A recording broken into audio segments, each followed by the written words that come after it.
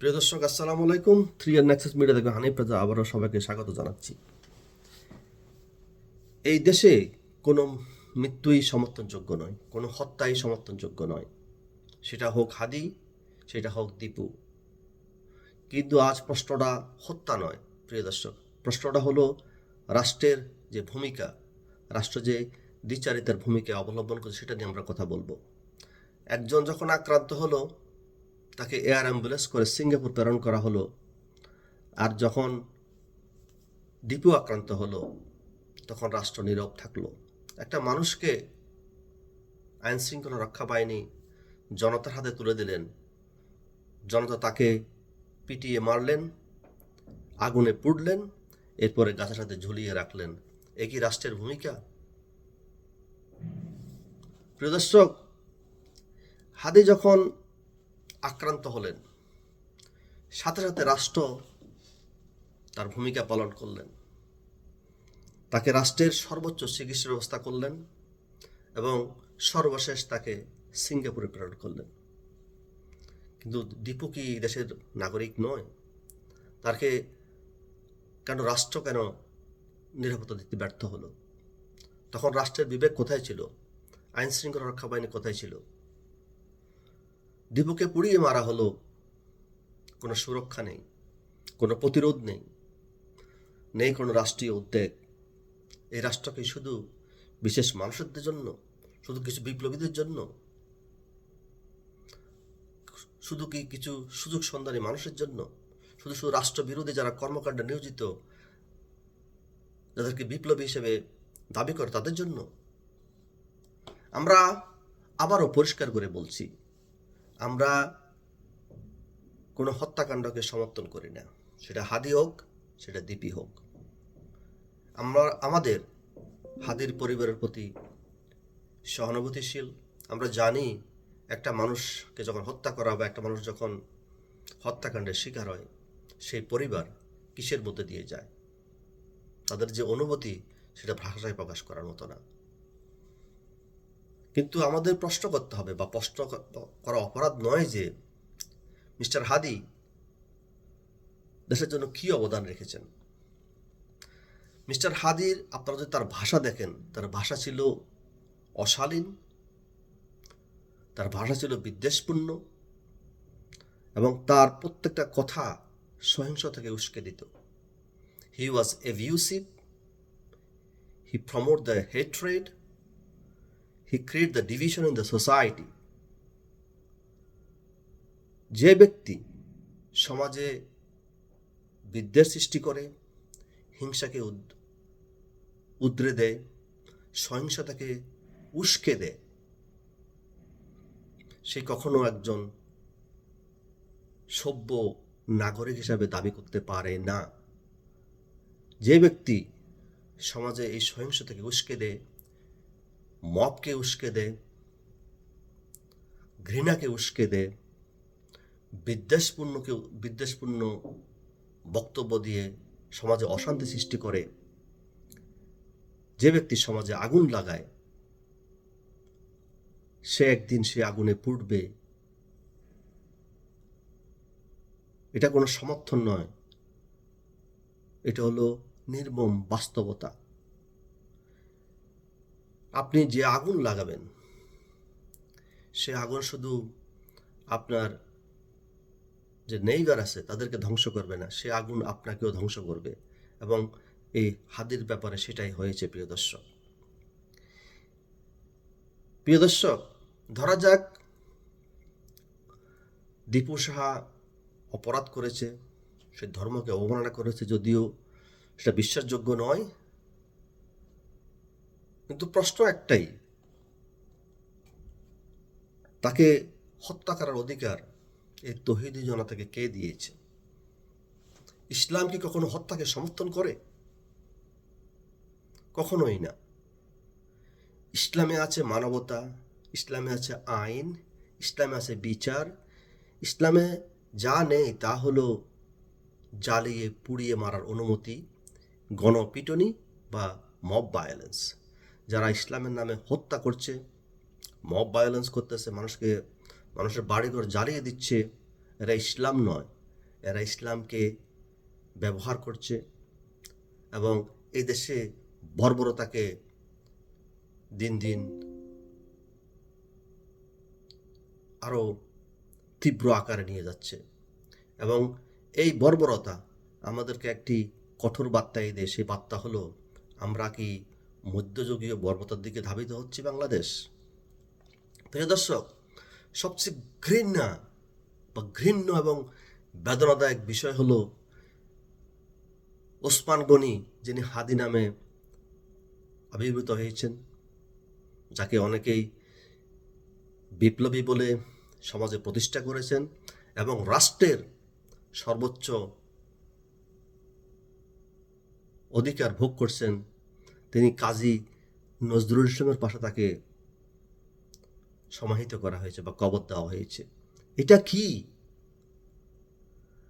কোথায় কাজী নজরুল ইসলাম, বিদ্রোহী কবি, আমাদের জাতীয় কবি, মানবতার কণ্ঠ, সাম্যের প্রতীক? আর কোথায় ওসমান গনি বা হাদি? প্রিয় দর্শক, এটা চরম অবমাননা আমাদের জাতীয় কবিকে, এটি চরম অবমাননা বাংলাদেশকে, এটি চরম অবমাননা বাংলাদেশের মানুষের বিবেককে, মানুষের চেতনাকে, স্বাধীনতাকে, মূল্যবোধকে।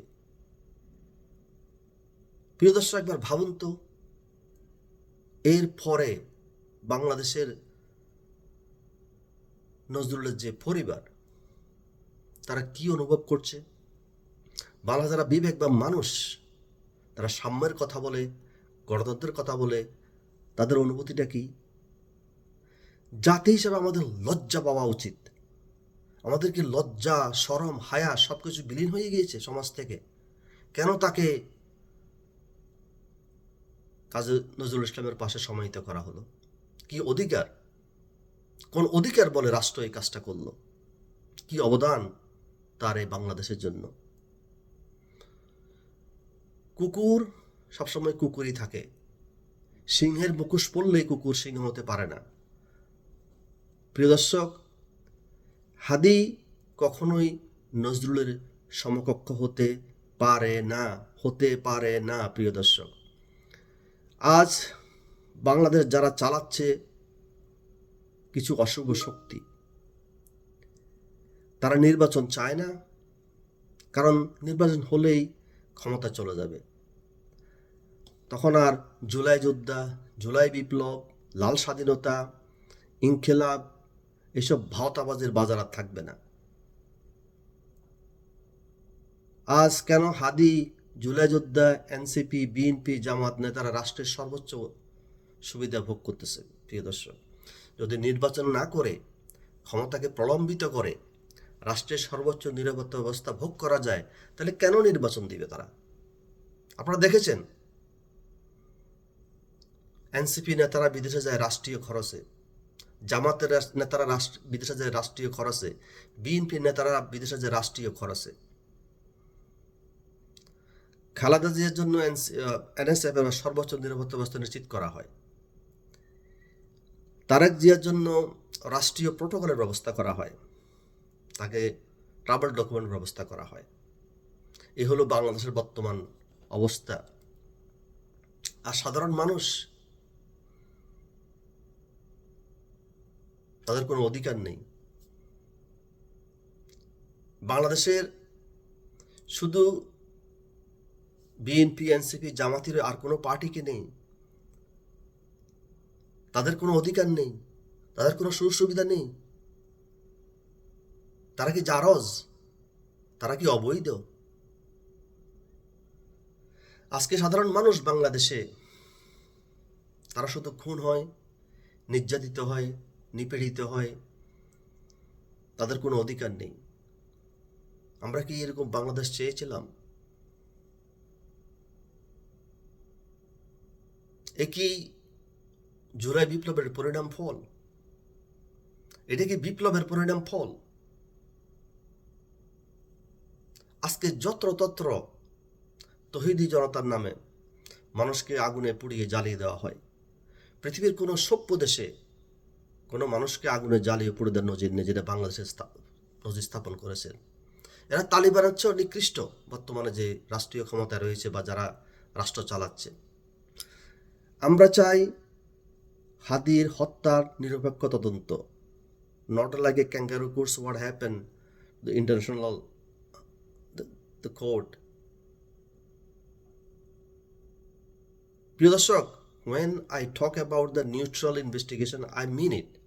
আপনারা দেখেছেন হাদির হত্যার পরে কিছু কিছু ইউটিউবার, কিছু কিছু সো কল যোদ্ধা অলরেডি বলিয়ে দিলেন এই হত্যাকাণ্ডের পিছনে কে কে জড়িত, কীভাবে করেছে। তাহলে বাংলাদেশের কোনো গোয়েন্দা সংস্থার কোনো কাজ নেই। গোয়েন্দা সংস্থা যেমন জুলকার আইন বা তার মতো যারা আরও ব্যক্তি রয়েছেন, পিনাকি, ইলিয়াস, যারা হত্যার পুঙ্খানুপুঙ্খ বিশ্লেষণ করে দিলেন, বলে দিলেন কারা হত্যা করেছে, তাহলে যারা তদন্ত সংস্থা তারা তাদেরকে জিজ্ঞাসা করলে হয় এই হত্যার পেছনে কারা জড়িত, কেন, why they make a different context about India and Awami League. আমরা চাই হাদি হত্যার নিরপেক্ষ তদন্ত, দীপু সার হত্যার সমান বিচার, প্রতিটি নাগরিকের জন্য একই আইন, রাষ্ট্রের জন্য একই, সবার জন্য রাষ্ট্রের একই মানবিকতা। এই দেশ কোনো ব্যক্তির নয়, কোনো গোষ্ঠীর নয়, এই দেশ কোনো দলের নয়, কোনো মুখোশধারীর বিপ্লবীর নয় বা কোনো মুখোশধারীর নেতার নয়। এই দেশ সবার, এই দেশ মানুষের। আমরা এই দেশকে স্বাধীন করেছিলাম 30 লক্ষ প্রাণের বিনিময়ে স্বাধীনতা। সেই স্বাধীনতা আজকে ভুল অন্টিত। কিছু কিছু মানুষ বিপ্লবের নামে আজকে দেশকে বিভ্রান্ত করতেছে, দেশকে মৌলবাদের দিকে ঠেলে দিচ্ছে এবং যে থেকে যুদ্ধের অবস্থান সৃষ্টি করতেছে। আর যদি আমরা চুপ থাকি, আগামীকাল এই আগুন আমাদের সবার দরজায় আঘাত করবে। আমরা সবাই এই আগুনে পুড়ে ছারখার হয়ে যাব। ন্যায় যদি সবার জন্য না হয় তাহলে সেটা ন্যায় নয় প্রিয় দর্শক, ওটা ক্ষমতার দম্ভ। এবং বর্তমানে এই অবৈধ সরকার বা এই ইউনূস সরকার সে ক্ষমতার দম্ভই প্রদর্শন করতেছে। যারা কিছু মানুষকে রাষ্ট্রের সর্বোচ্চ ক্ষমতার ভোগ করার অধিকার দিয়েছে এবং সাধারণ মানুষকে কোনো নিরাপত্তা দিতে ব্যর্থ হয়েছে। বাংলাদেশকে বাঁচাতে হলে এই হিপোক্রেসি বা দ্বিচারিতার বিরুদ্ধে সবাইকে কথা বলতে হবে। প্রিয় দর্শক, আসুন সত্যের পথে থাকি, আমাদের বিবেককে জাগ্রত করি এবং ন্যায়ের পাশে থাকি। আজকে এই পর্যন্তই। আমাদেরকে সমর্থন করুন এবং সাবস্ক্রাইব করে আমাদেরকে সাপোর্ট করুন। Thanks for watching. বাই।